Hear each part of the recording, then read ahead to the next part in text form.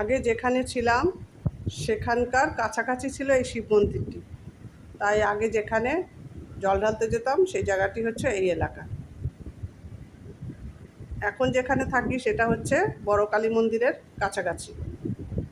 বড় কালী মন্দিরে জল ঢেলে এসে এবার ঘরের শিবকে জল ঢালবো। তো চলুন ঘরের শিবকে পুজো করি। আমি কয়েক বছর হলো ঘরে শিব পেতে নিয়েছি। বাড়ির যে পুরোহিত আছে আমাদের, সে পুরোহিতকে দিয়ে প্রতিষ্ঠা করে নিয়েছি। বড় কালী মন্দিরে পুজো দিতে খুবই ভালো লেগেছে। আগে বড় কালী মন্দিরে শিব ঠাকুর ছিল না, এই কয়েক বছর হলো প্রতিষ্ঠা করা হয়েছে। তো এখন মোটামুটি ঘরেই ঢালি আমি। ওই যখন ইচ্ছা হয়, যদি কাছাকাছি কোনো মন্দির থাকে তখন হয়তো মাঝে মাঝে গেলাম, না হলে আমি ঘরেই এখন ঢালি।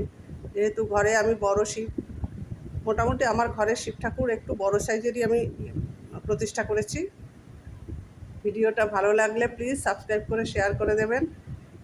আর এখানে মোমবাতি ধূপকাঠি দেওয়া হয়। এই যে সেই বড় কালী মন্দির দেখলেন, বড় মাকে দেখুন, শিব ঠাকুরও কিন্তু অনেক বড়। আর এই যে হচ্ছে পুরোহিত, উনি ফলগুলো সরিয়ে রাখছেন, না হলে তো সব একসঙ্গে ফলগুলো নষ্ট হবে।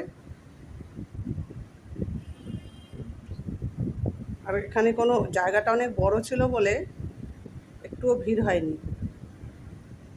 সবাই খুব নিয়ম মতো সুষ্ঠুভাবে পুজো দিতে পেরেছে। শুভ নববর্ষের শুভেচ্ছা ও ভালোবাসা নেবেন সবাই। সমস্ত বন্ধুদের জন্য রইল অভিনন্দন। সবাই ভালো থাকবেন, সুস্থ থাকবেন। আশা করি এবছরটা আপনাদের যেন সবার ভালো কাটুক, এই কামনা রাখি। বাবা তারকনাথের কাছে বা শিব ঠাকুরের কাছে যাই বলুন। হর হর মহাদেব। দেখুন একজন কি রৌদ্র, সেদিন রৌদ্রও পড়েছিল খুব। একজন ভদ্রমহিলা যে পুজোর অর্ঘ্য নিয়ে বসেছে, কেউ যদি কিছু আনতে ভুলেও যান তাহলে এখান থেকেও নিয়ে নিতে পারবেন। খুব সুবিধা হয়েছে। ভিডিওটা ভালো লাগলে সাবস্ক্রাইব